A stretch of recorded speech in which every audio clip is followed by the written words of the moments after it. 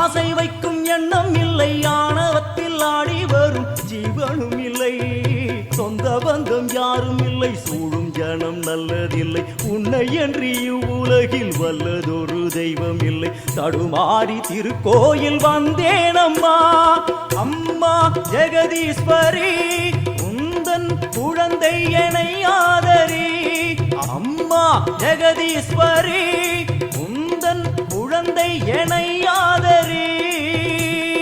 நீ வந்து தாயாக என்னை தாங்கணும், உன் மடி மீது தலை வைத்து நான் ஏங்கணும்.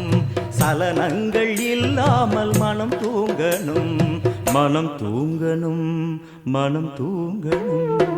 எங்களுக்கு குறையும் உண்டு, அதனை நான் அழுது சொல்லலாமா? என் தாயும் நீ